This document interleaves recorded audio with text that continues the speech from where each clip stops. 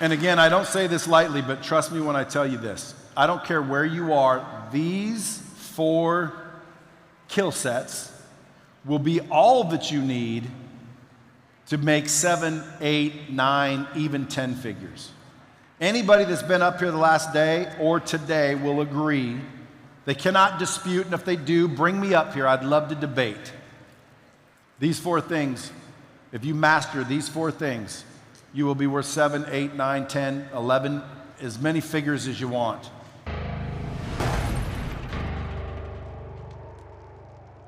Thank you very much. I appreciate everybody sitting here. I feel lucky as hell to be on the stage. The lineup for the last 2 days is unbelievable. Unbelievable. Dude, do me a favor. Put it together for Albert and Sil for putting this lineup together.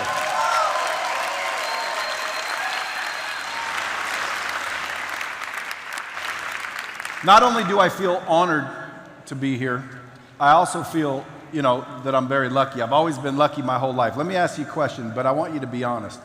Just by a round of applause, who feels lucky?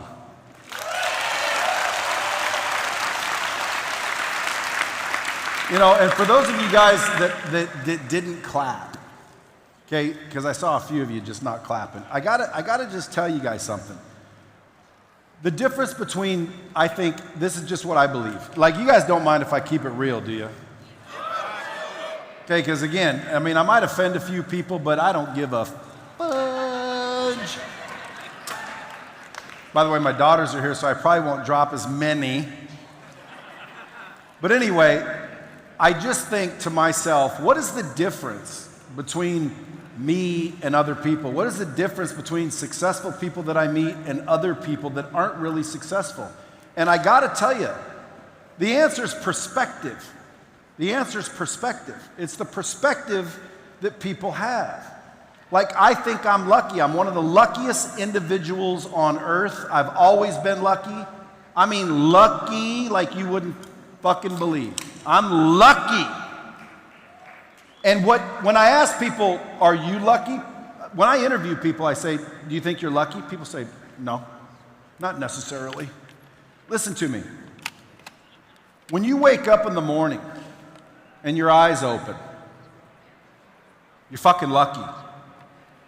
End of story.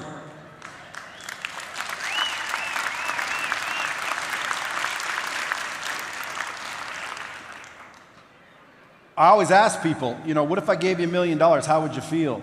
People feel like, oh shit, that'd be amazing. That'd be crazy. That'd be, I'd be enthusiastic. I wouldn't be able to ruin the day.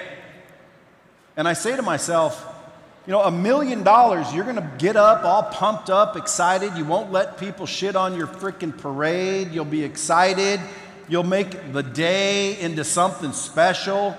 But yet, when you wake up, which is far more valuable than $1 million, yes or no? You don't wake up that way. Why? Why don't you wake up that way? So from now on, in the future, just remember, starting tomorrow morning when you wake up, first thing you should think about is what I just received is worth more than $5 million, $10 million, $20 million, yes or no? And again, you guys tell the truth. Don't just say, yes, and then go home and be like, fuck, I got rent to pay. It's easy for this guy to say it. Guys, waking up by itself is a freaking blessing. You are luckier than you think. You are bigger than you think. That's the problem. I've always been lucky. I've always been lucky. And I've always been lucky enough to think that I'm lucky. I've never been unlucky. Ever. I'm lucky. People say, tell me what challenges. I've never had fucking challenges. People say, well, you had to have some problems. I don't have fucking problems. I sit there and think, people are interviewing me on podcasts, what are your biggest problems? I'm thinking, what were my problems? I don't really have problems. I don't see them as problems. I see them as opportunities. Why? Because when I wake up, I immediately think to myself, thank God, thank Yahshua that I get to wake up today. And now my rent needs to be paid. That ain't a problem, dude. That's a freaking puzzle. You know what I'm saying? That's a game. I get to play games. How many of us have prayed for strength? Nobody? Okay, so when the world starts hitting you with some shit, you go crying? Like that's how you get strong, is problems. But guess what? If you shift your perspective, you won't see problems. You'll see opportunities. You'll see challenges. You'll see games. You'll see opportunities. Problems are opportunities. You want to make $1 million? Solve 1 million problems.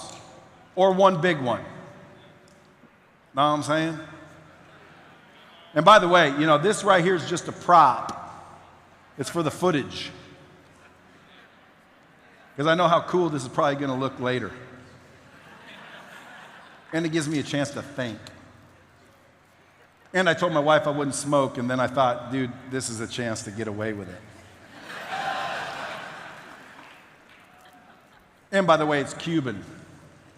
I highly suggest them. Any Cubanos?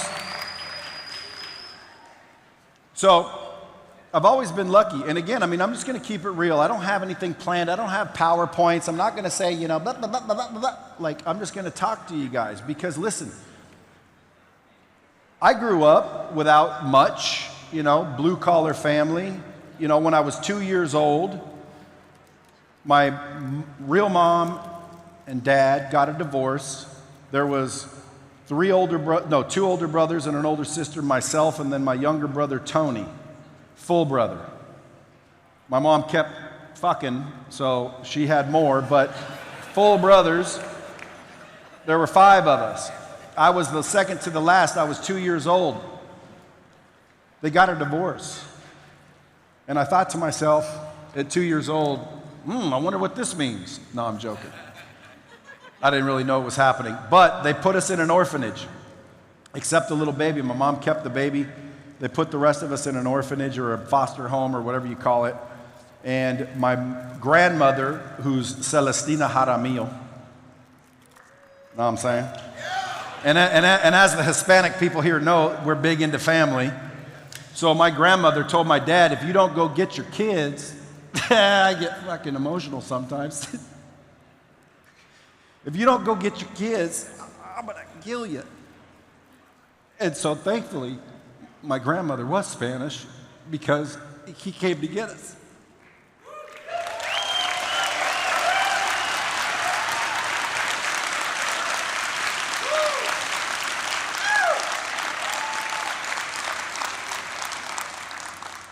Because a lot of people wouldn't have.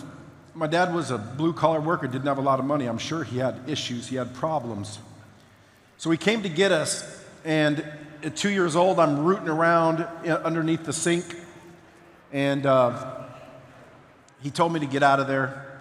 I didn't listen, I just kept going. I was curious as an individual. So I got underneath the sink, and I drank turpentine. Anybody know what turpentine is? Like, I still don't know what it is, but apparently it will kill you. So I drank turpentine. My brothers and sisters were watching me. They weren't much older than me. My parents came home, saw me on the floor, apparently blue. My dad picked me up. I don't know why I'm getting. Probably because my kids are here for the first time.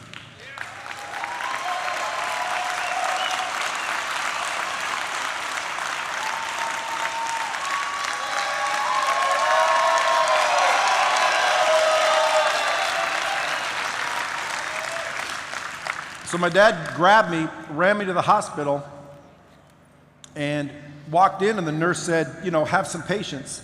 Saw a little boy, 2 years old, probably, you know, dead in his arms, didn't think I was alive, and probably just said, hold on a minute, you know, let me get a doctor.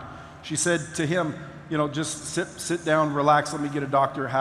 She thought I was dead. So she said, just sit down, let me get a doctor. I'll bring a doctor. Just have some patience. He said, basically, go fuck yourself. I need a doctor. She said, sir, trust me, because, you know, I'm sitting there, have some patience, sit right here, I'll go get a doctor. He said, fuck you, walked into the emergency room, kicked the door, and started screaming. A doctor came over, said, what happened? He drank turpentine. The doctor basically said, there's nothing we can do. My dad said, no, there's something you can do. And so he basically forced the doctor to try. And obviously, he succeeded. But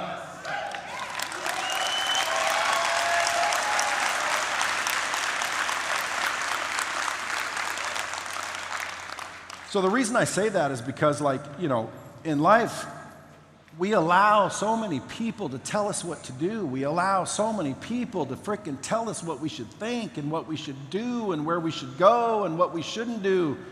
And at the end of the day, you know, we shouldn't allow people to tell us this shit. You know, have patience. Fuck patience. Unless you're a doctor, you don't need patience. You need the opposite of patience. You need to get pissed off like my dad did. You need to kick the door in. You need to raise your level of activity. Quit accepting, oh, things take time. No shit, things take time, but that doesn't mean you should relax.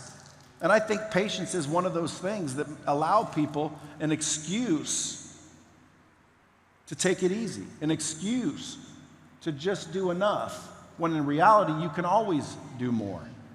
And if you just allowed yourself to stop listening to the, just have patience, things take time, things are, you know, just be patient.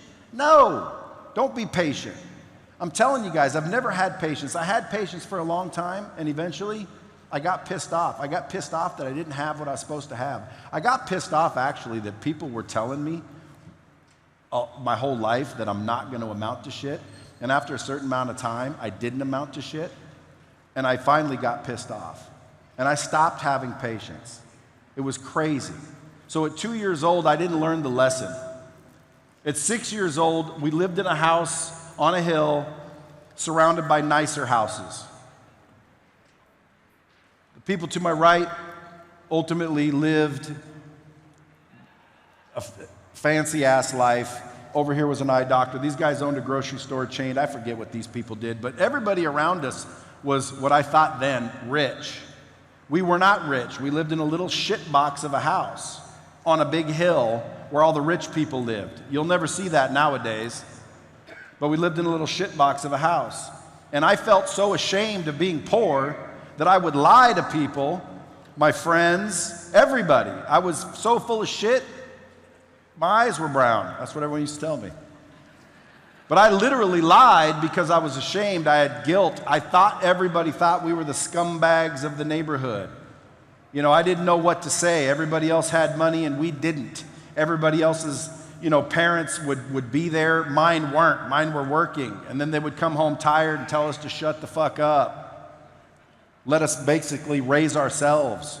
Which, by the way, looking back, that made me who I am today. That made me a survivor. That made me resourceful. So now I appreciate it, but back then I didn't really understand why everybody else had, you know, good parents, beaver cleaver parents, like I called them. Everybody else had all kinds of shit. We didn't have anything. You know, I like to tell people we were so broke that some years I didn't even get Christmas presents, so my dad would cut a hole in my pocket so I'd have something to play with.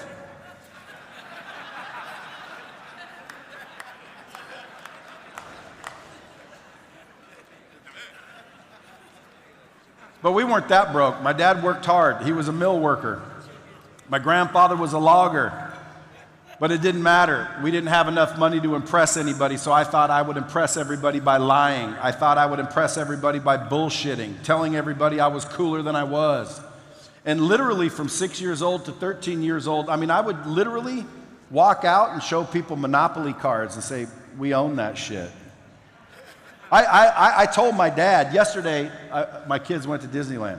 And by the way, you know in the mastermind we were talking about, you know, money's not important. Motherfucker, money is important.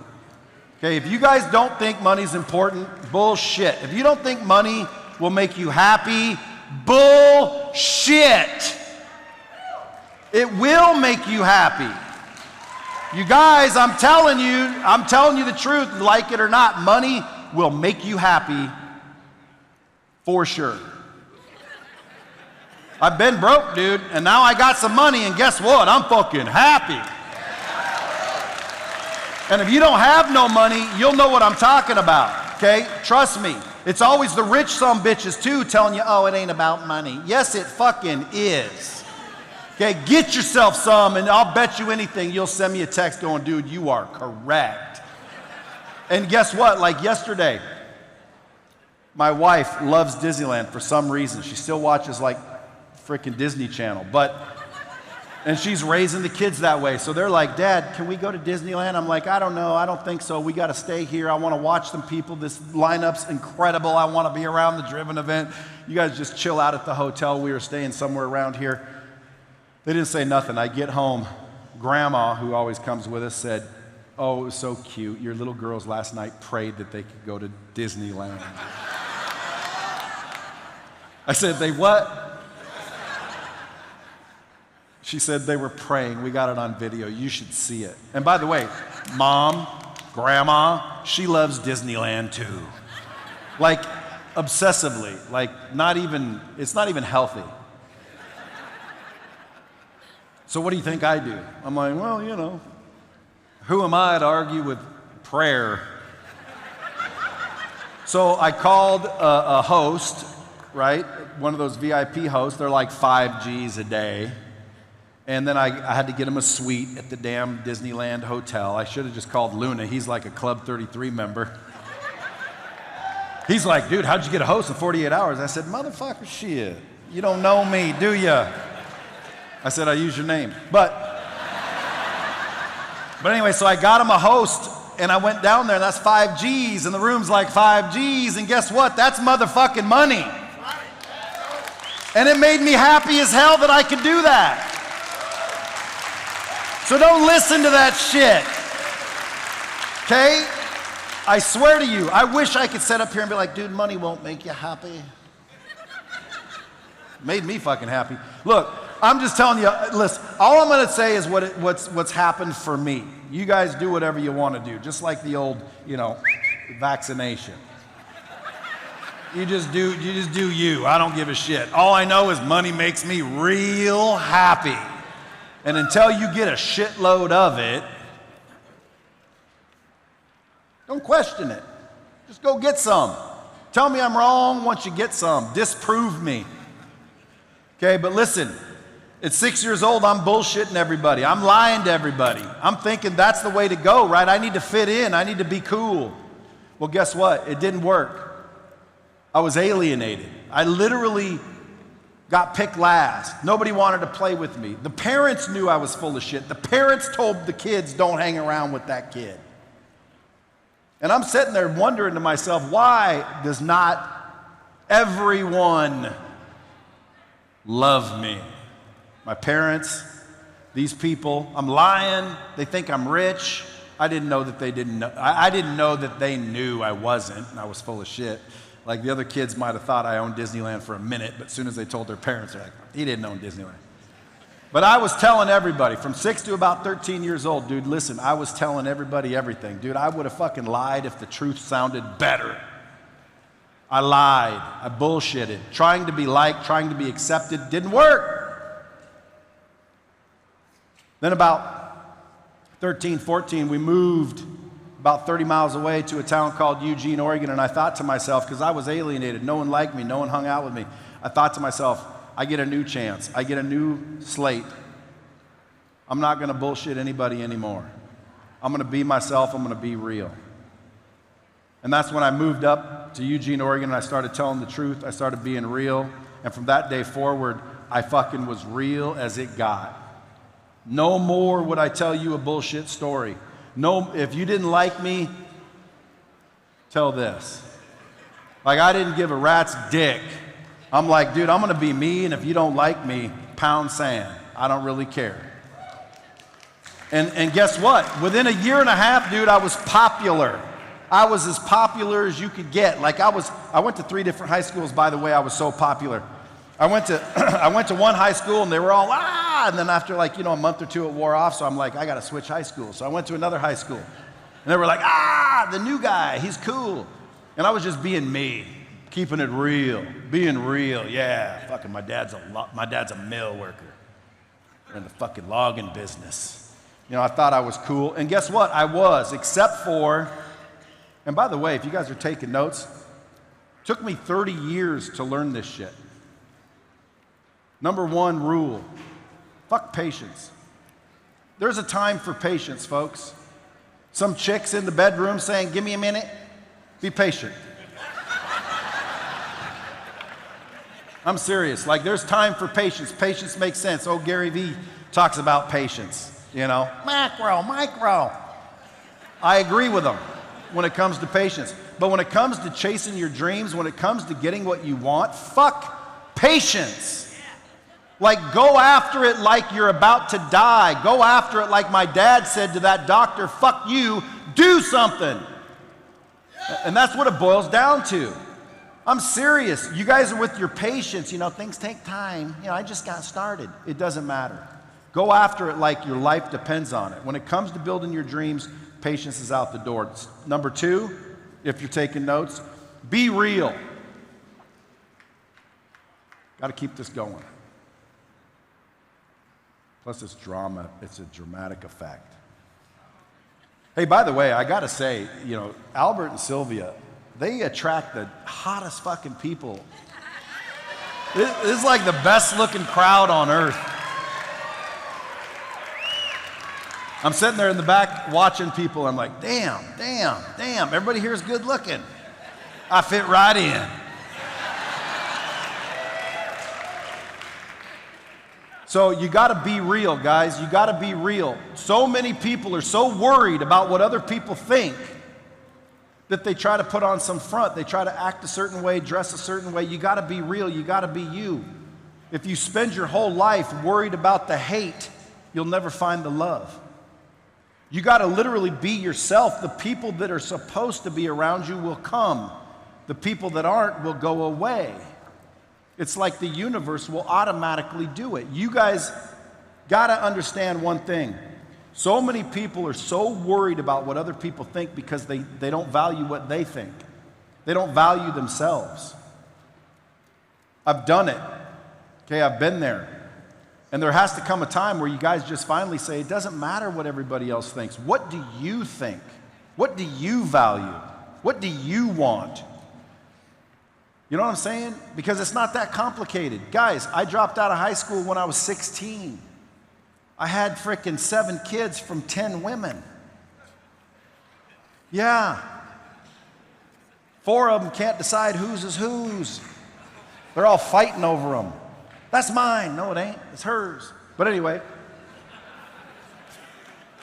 I've had every bad thing happen to me in life, and still here I am today. What's the difference? Perspective. What's the difference? I value myself. Somebody asked me, you know, how do you get around all these people? How do you get all this influence around all these big name people? How do you do it? And I said, you become one. You know what I'm saying? How do you become influential? You start to be interesting. You start to worry about who you are, what you think, what you want, where you're going, what you're doing. Quit worrying about everybody else. Guys, I'm telling you, I've been around 52 years. Ain't nobody come to help me yet. Nobody's coming to help you. You are going to help you. I always say, you guys want to meet the person that's going to make you millions of dollars? They go, yeah. I say, go into the bathroom all alone. Make sure that's empty. Look around. And when you see the motherfucker, be nice to that sumbitch.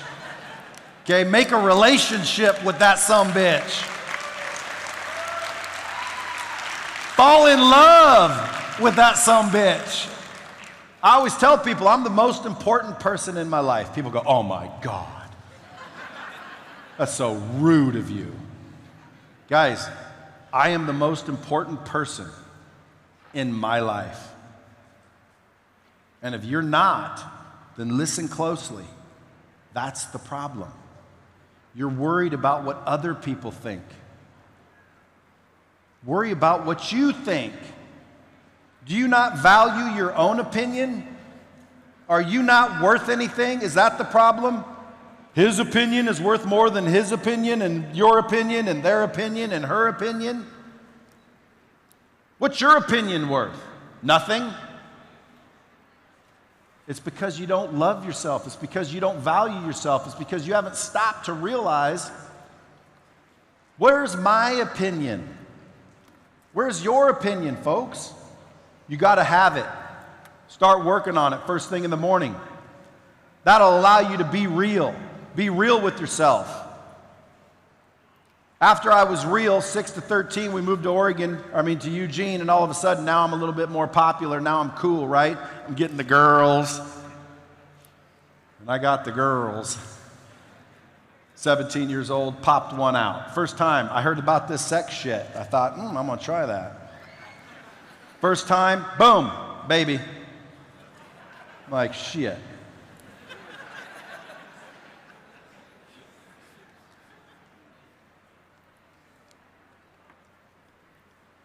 The mom said to me, you're either going to come around a lot or you ain't coming around at all. I said, yeah, okay. I missed like a week.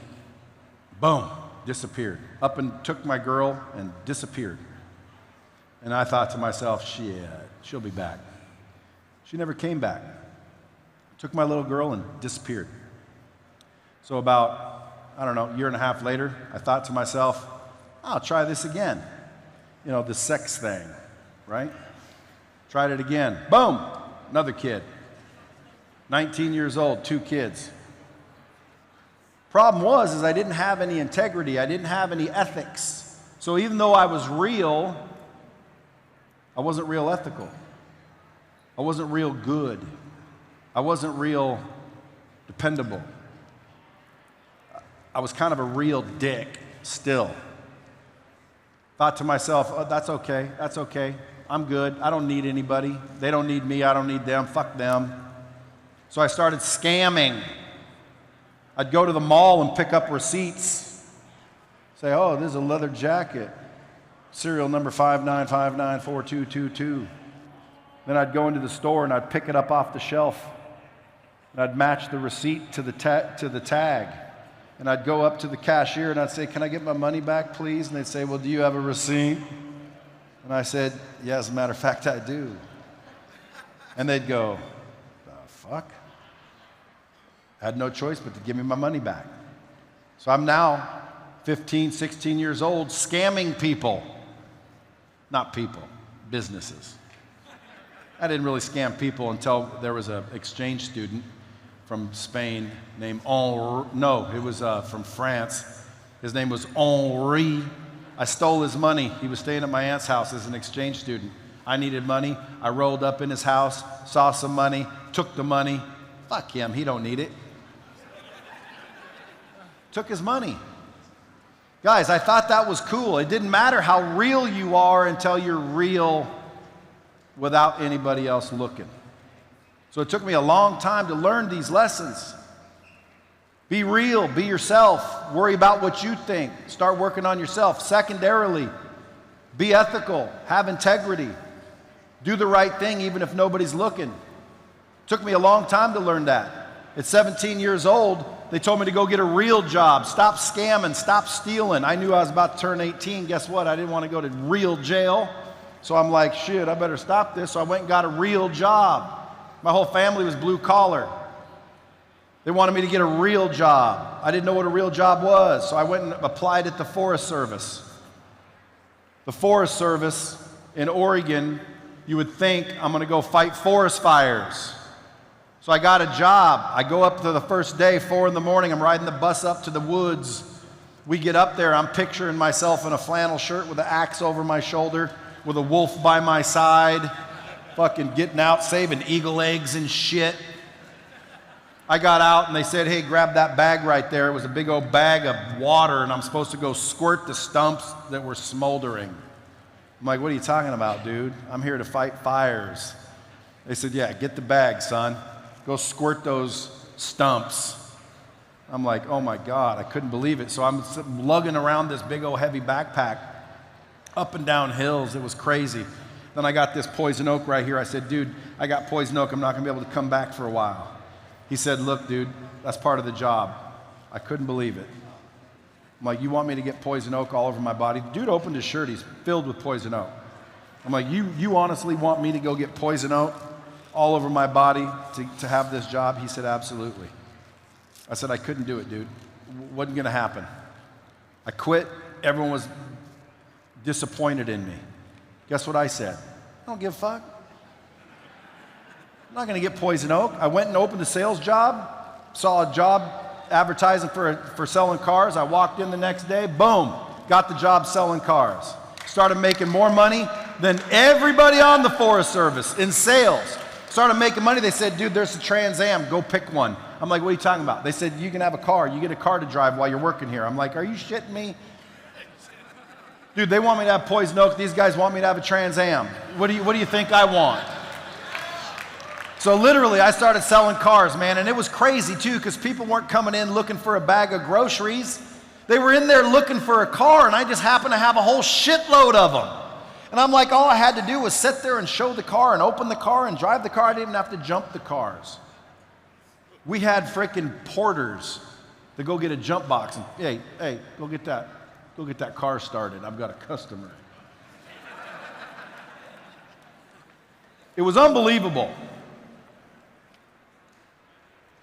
Sales changed my life. I started selling, I started kicking ass, I started taking names, I started making a shit ton of money. From about 18 to about 30 years old, still nothing changed.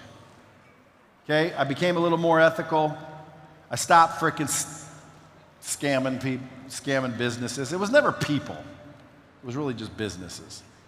Like one time I'd go in and I bought that Polaroid film, you know, that would shoot out the camera. Remember that? It's coming back now, by the way, but I'd steal it. And then I went in to return it one time because I stole the wrong shit. And I'm like, damn. So I walked in and I said, hey, I bought this and it's the wrong shit. And they said, oh, well, go and get the right shit. So I went over there and they didn't have the right shit. So I came back. I said, they don't have the right. She goes, oh, let me just give your money back. And I thought, it's a good idea. So I started going into these Safeways and these grocery stores where they sold the film all over town. And I took the certain kind of film and I threw it behind the cereal boxes.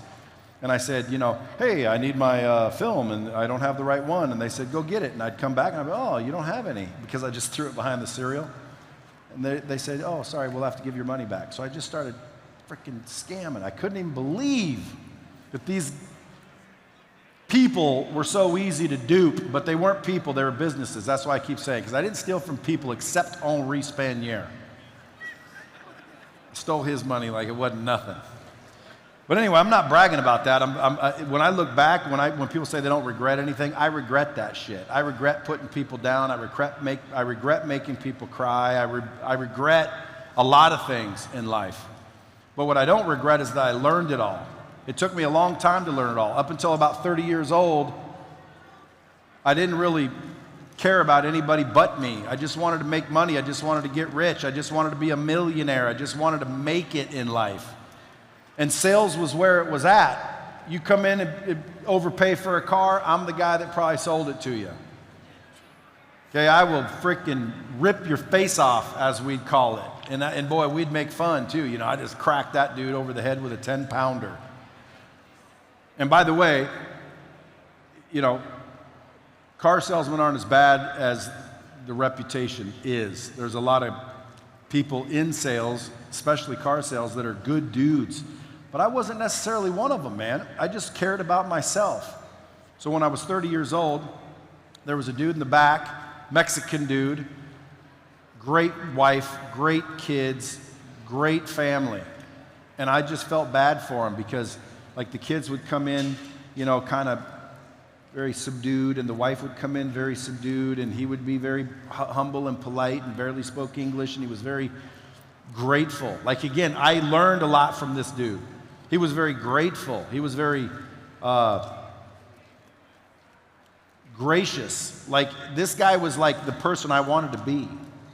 And so I said, dude, what are you doing back there making minimum wage? Why don't you come up here and let me teach you sales? He said, oh, no, I can barely speak English. I cannot do it. I don't have a good accent, but you get it. And I said, no, you can do it, dude. Come on up here. So I brought him up front and I taught him how to sell. I used to be able to take people out of Burger Kings and just turn them into salespeople, badasses, quick. So I said, no problem. Come up front, man. I brought him up front, started showing him how to make money. Within 3 months, he was making $15,000, $20,000 a month. And dude, I watched his whole life change. He didn't become a bad person because he had money. He didn't become cocky. He became better. He became better. Money just magnifies who you already are.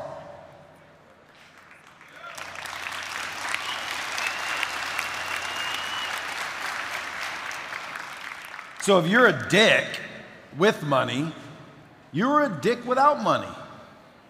Don't let nobody bullshit you. Money just magnifies.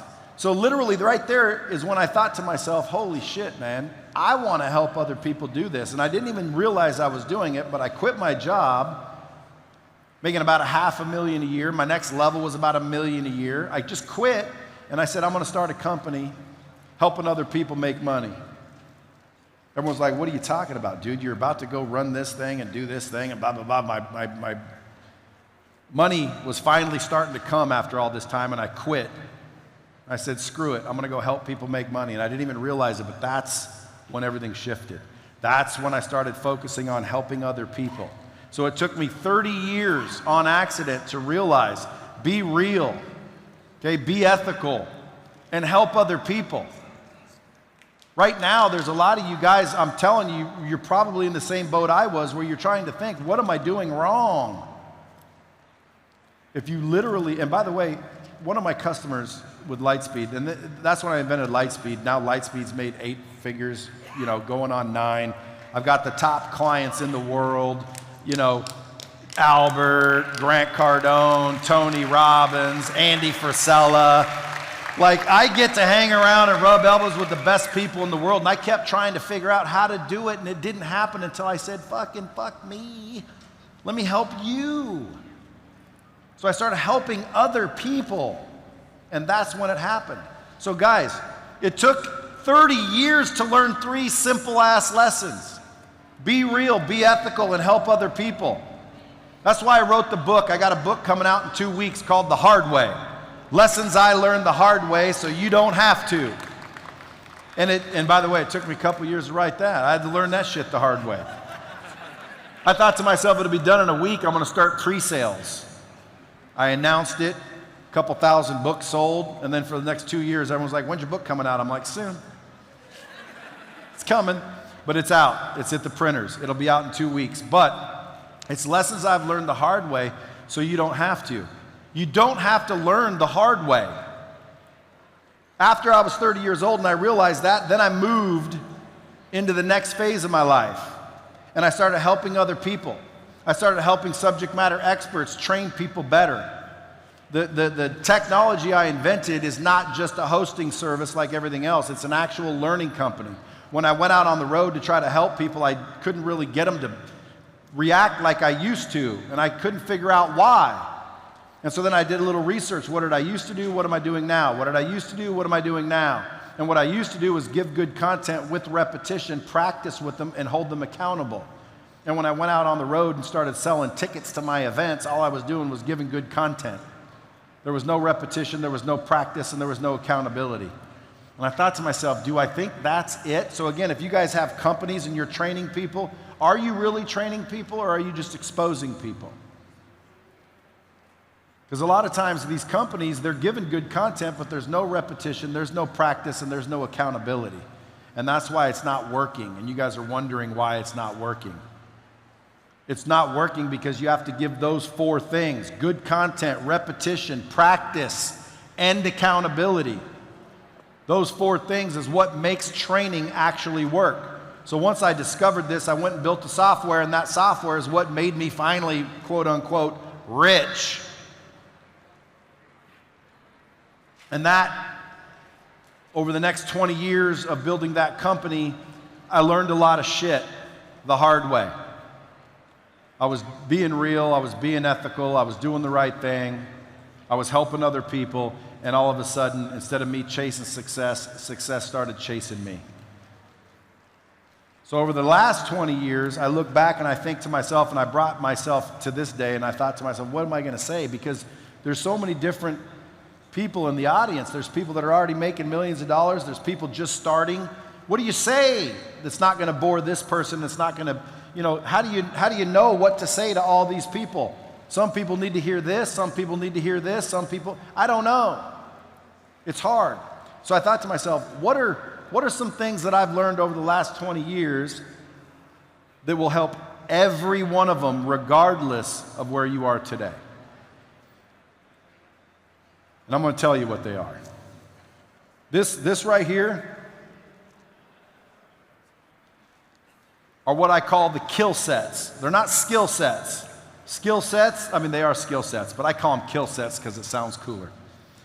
But kill sets, folks, write this down. These 4 things, if you guys master these 4 things, any one of you can be worth 7, 8 figures, guaranteed. Guaranteed, and I don't say that lightly. Guaranteed. 1, always get a good lighter. Who wants to hear them? Anybody? And again, I don't say this lightly, but trust me when I tell you this. I don't care where you are, these 4 kill sets will be all that you need to make 7, 8, 9, even 10 figures. Anybody that's been up here the last day or today will agree. They cannot dispute, and if they do, bring me up here. I'd love to debate. These 4 things, if you master these 4 things, you will be worth 7, 8, 9, 10, 11, as many figures as you want. Okay, number 1, the ability to sell clothes and persuade people. The only reason I'm where I am today is the ability to sell clothes and persuade people. When I was 17 years old, I stumbled into sales and I mastered it. I got lucky. Again, I'm a lucky son of a bitch. I've always been lucky. I got lucky to find sales. If you master the ability to sell clothes and persuade people, I cannot tell you where that can take you. A lot of people are like, I'm not comfortable with sales. Folks, you're already selling somebody on something. You're already in sales whether you think you are or not. You come out of the womb selling somebody on giving you a nipple.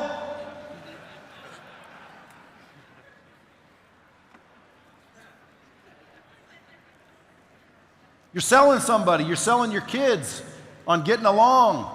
You're selling your wife. You're selling your husband. You're selling your employees. You're selling somebody on something every day. Get good at it, folks. It's so important. When something gets sold, problems get solved. You sell something, somebody gets a job saved in Botswana. And I'm not even joking.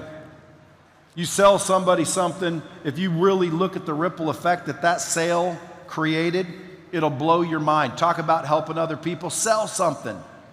You'll help somebody at a shipping yard, somebody at a plant, somebody that's working hard as hell, using their back, labor. You're helping them by selling something. And selling's easy. You just have to be good at it. Most people don't understand. You know the difference between a good salesman, a good salesperson, and a bad one? The bad ones don't know they're doing it. That's the only difference. You're all selling something. Get good at it. It's so important to be able to sell clothes and persuade people. See, now again, if your head persuade, dude, that's dirty. Folks, grow up. It's not a bad thing to sell somebody. All you're doing is transferring enthusiasm.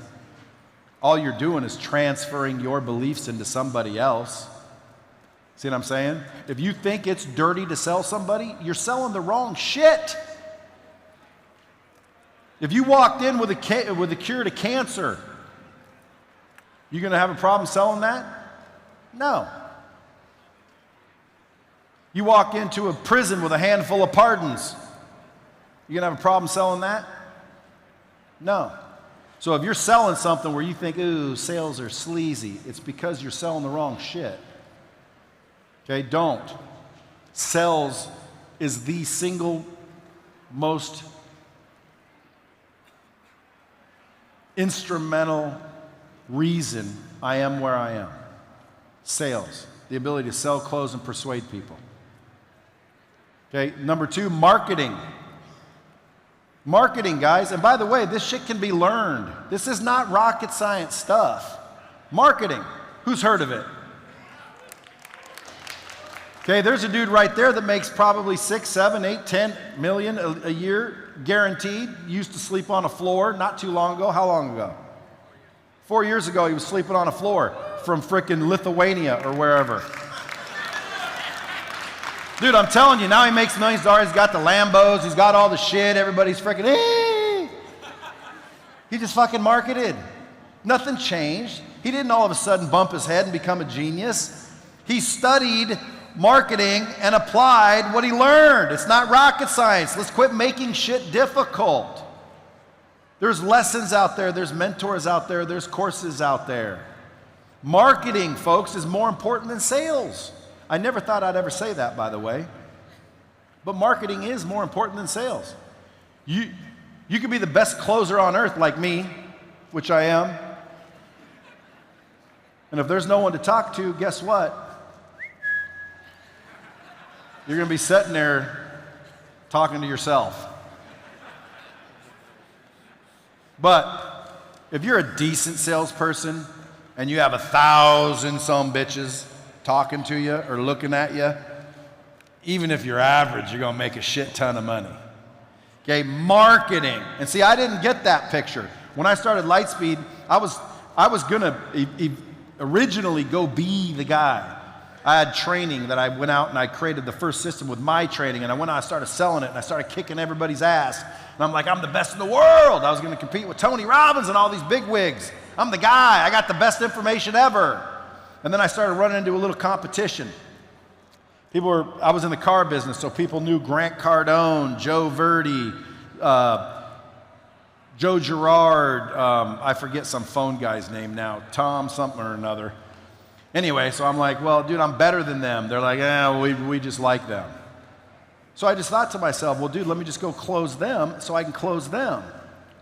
People say, who's a better closer, you or Grant? I'm like, he sends me a check every month, bitch. And you can tell them I said that, by the way. A lot of people like, hey, they hit me on the DM now. Hey, Uncle Brad. I'm like, I ain't your fucking uncle.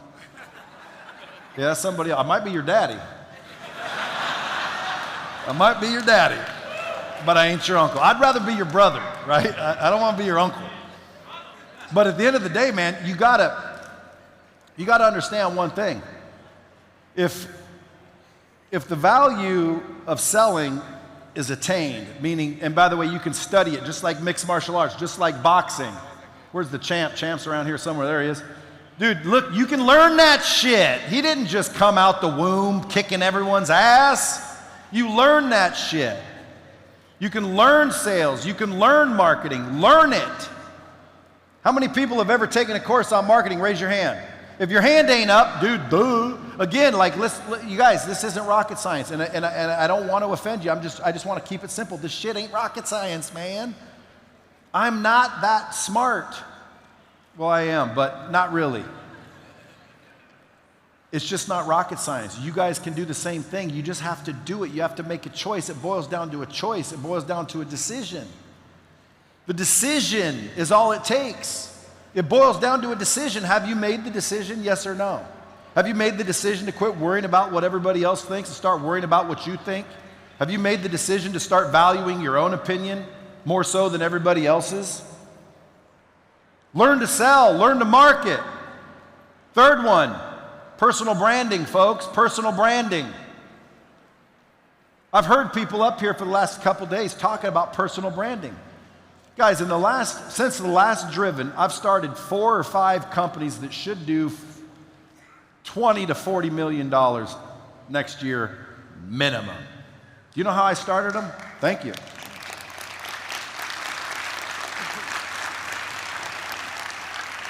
How come you ain't clapping, babe? She's like, we got enough. No, we don't.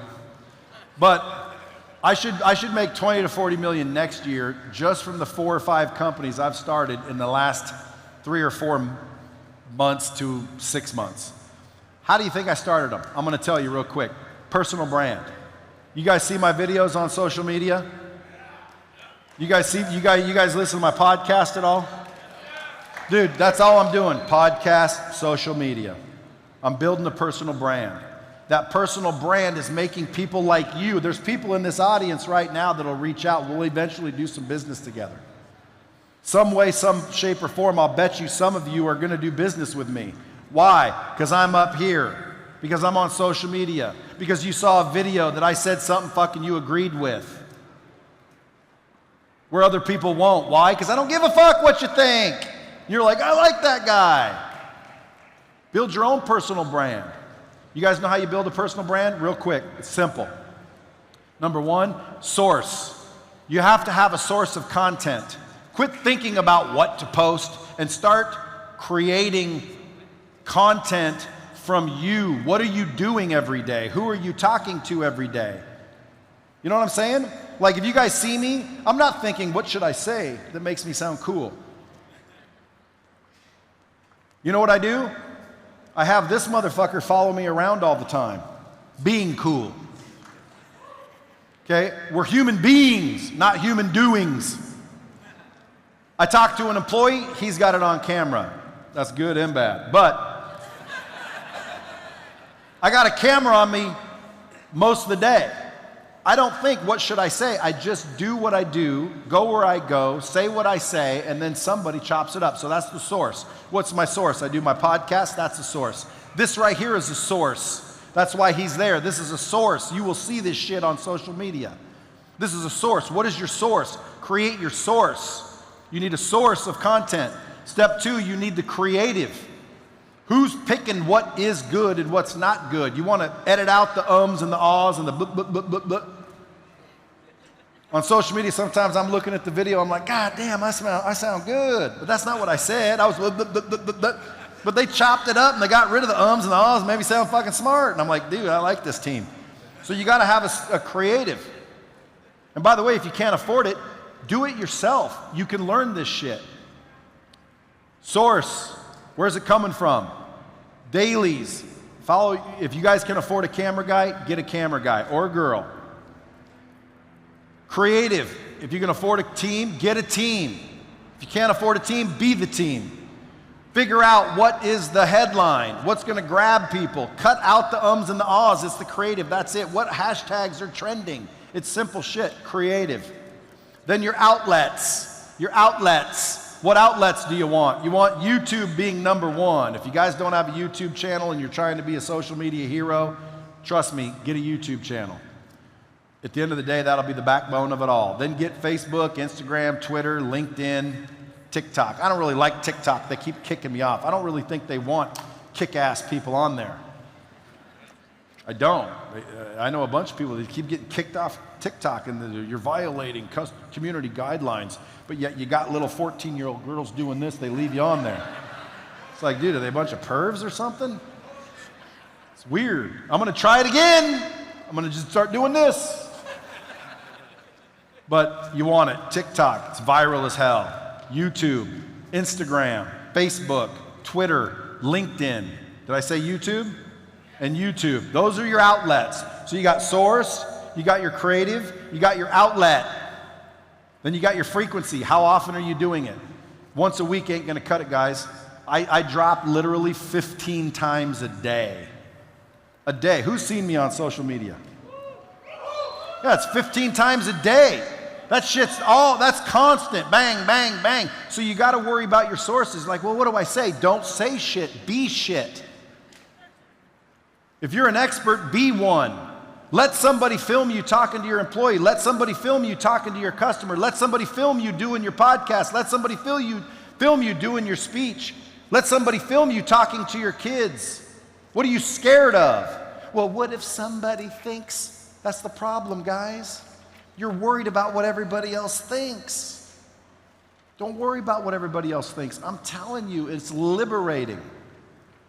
It's liberating. So you want your frequency and then you want your boost. Last one is your boost. Okay, your boost is how much money are you putting into it? Ask yourself, how much money did I spend boosting my shit? And I'm guilty of this one. I don't spend money boosting my shit. I'm about to, but I haven't. I'm about to, because you need to. I haven't, but I'm about to. Boost your shit. Spend money boosting it. Not advertising, boosting. You want billions of people to see your shit. And the ones that love you will come running, and the ones that don't will talk shit. And if you worry about the shit talkers, you're going to sacrifice the lovers. You know what I'm saying? Don't worry about the people that talk shit, folks. That's everybody's biggest problem when it comes to social media. You're worried about what everybody else is going to think. You're worried about what your friend will think, or your mom will think, or your dad will think, or your friend will think. Ugh. Stop. Aren't you worried about what you think? Say what you feel. Be real. Be authentic. Put it out there. What's the worst that can happen? And by the way, that's the question you have to ask yourself from now on. What is the worst that can happen? Be honest. What's the worst that can happen? In life, what's the worst that can happen? Die. You fucking die. You gonna die by putting a fucking thing on Instagram? No. You gonna die if your mom doesn't like your post? No. You gonna die? No. Quit worrying about shit. Ask yourself every time you're about to do something, what's the worst that can happen? You're gonna ask somebody out? What's the worst that can happen? I had a buddy of mine one time say, dude, how do you always freaking have the balls to ask everybody out? I'm like, what's the worst that can happen? Well, what if she says no? Well, then I'm in the same spot I was before I asked. What's the difference? I had a sales team one time. I had a sales team. They looked at me as their leader. I was like the king. I'd close their deals. I'd make them so much cash. One day they called. They said, dude, you can't believe what this girl looks like in the service department. I said, what? I was single then, obviously. I said, what? I'll be the judge of that. So I come rolling out there, and sure enough, there's this girl. And I'm a connoisseur. I only pick massively beautiful women. Or I used to. I mean, I still do, but I used to. You know what I mean?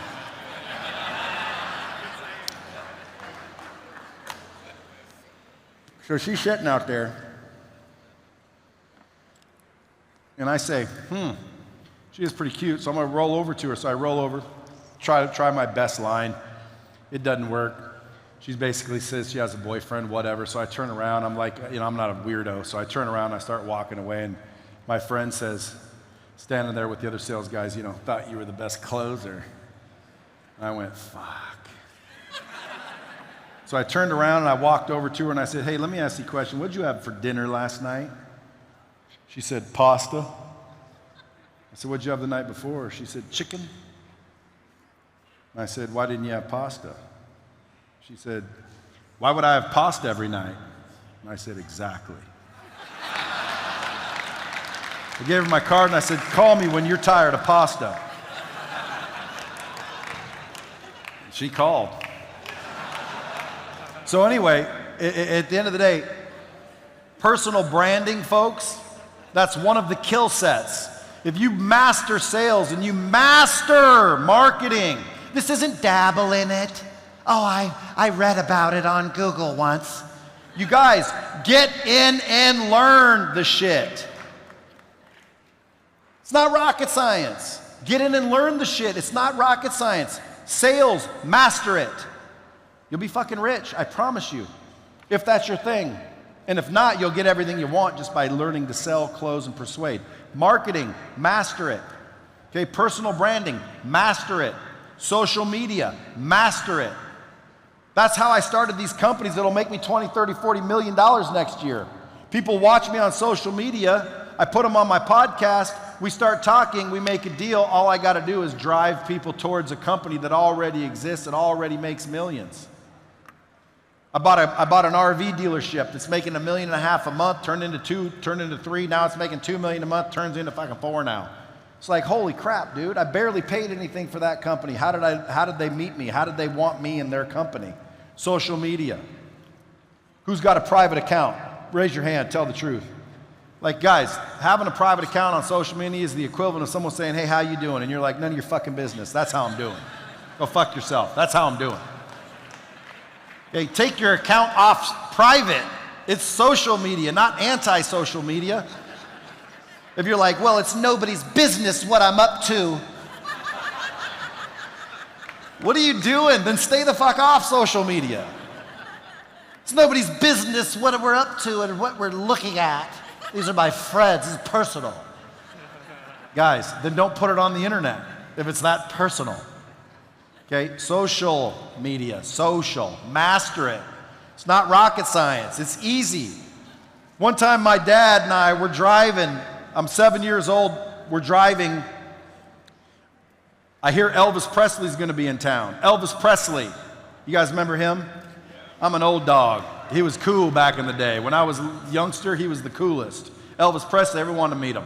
I tell my dad, Dad, Elvis Presley's coming to town. He says, yeah, I heard that. I said, Dad, if he's going to be in town, he's going to be at that hotel right there. He said, no, he wouldn't be at that hotel right there. I said, Dad, I swear to God, if Elvis Presley's in town, he's at that hotel right there. It's called the Valley River Inn. He said, okay. It was like 1974. He said, all right, let's check it out. He pulls in. Sure enough, there's a big old crowd. My dad rolls down the window. He says, hey, what's going on over here? He says, dude, Elvis Presley's here. My dad said, holy shit, this kid's right. Elvis Presley's here. He parks the car. We get out. We go up to see Elvis Presley. All these people standing there waiting to see Elvis Presley, security guards holding everybody back. My dad said, sorry, son, you can't get through. Too much security. I said, what are you talking about? Let's just go through. Let's just talk to him. He's got to be in there somewhere. My dad says, ain't going to happen. I said, Dad, Elvis Presley's right over there, dude. Let's go talk to him. He said, it doesn't work that way, son. That's not how life works. People are going to stop you. You're not going to be able to get through. It ain't going to happen. Me, being about this big, I walk right through the fucking people, right past security, right up to Elvis fucking Presley. He looks at me, he goes, how you doing, little man? Boom, boom, boom, boom, boom. Hits me on the fucking head and walks off all cool and shit. And I'm like, dude, I just met Elvis fucking Presley. Now, my dad, he couldn't believe it. He's like, what the hell? You just got hit on Elvis Presley on the head? I said, yeah. He said, dude, that's incredible. That's crazy. What does that mean, folks? Look at what that means to you. Everybody else was worried about the security. Everybody was worried about the crowd, the ropes you couldn't get through. 7 years old, I didn't know any better. All I saw were fucking holes and opportunity. And I just rolled right through. I didn't let the complications dictate what I could or couldn't do. You know what I'm saying? I didn't let that worry me. I just went for it. You got to quit listening to other people with their limitations. It doesn't work, folks. Every time somebody says something to you, guys, use it sparingly. Don't allow other people to put limitations on you. It's always what if this and what if that? What if it doesn't work? What if they say this? What if they say that? Me and my friends used to have this what if game. We'd walk home from school. We'd be like, frickin', what if this girl came out of the frickin' blue and started making out with you? And you'd be like, oh, I'd do this and I'd do that. We'd be walking home every day after school, you know, what if this guy came up and wanted to fucking punch you in the face? Oh, I'd kick his ass and I'd do this. It was always this what if game. None of that shit ever happened, by the way, except once. We were walking up the hill. Someone came up. We were doing the what if game. And I said, what if a bird just shit in my hand? And right when I said that, I swear to God on everything I love and everything I own, a bird shit right in my hand. I walked up, I said, dude, what if a bird just shit in my hand? I went, pfft, and a bird shit right in my hand. Telling you, I'm lucky.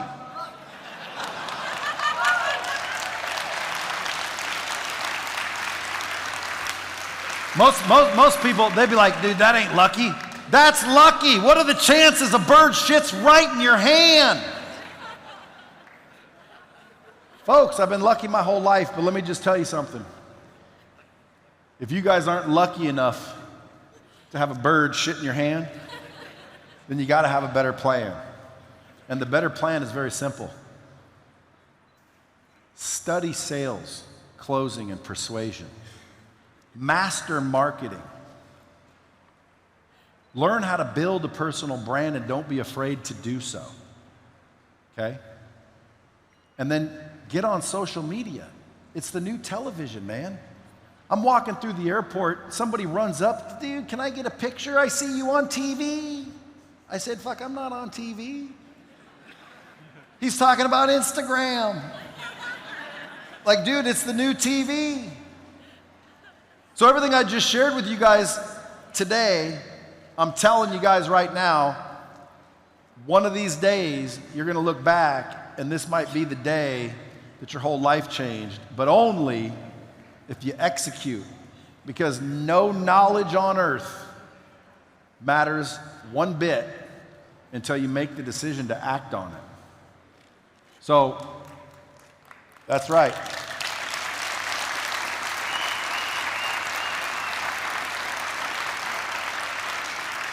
And a guy over here said the other day at the CEO Mastermind that I changed his life. I said, dude, I didn't change it.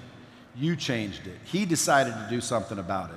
You guys can say, this person changed my life, that person changed my life. Guys, the only person that's going to change your life is you. The only person that's going to stop you is you. You are the one that you have to fall in love with. You are the one that has to make the decision. You need to stop worrying about all this other bullshit. Yes, people can give you clues. Yes, people can show you the way, but you got to do it. You got to be the one. Worry about you. And I'm telling you, if you do that, everything else will change. And like my boy Albert Preciado likes to say, si se puede! That's it. Thank you. Nah, my nigga, this is dedication. This is anti-hesitation. It's a real nigga celebration. It's a Don Block declaration. 59th and 5th Ave, granny house with vanilla wafers. It's the remedy to separation. Tupac of my generation.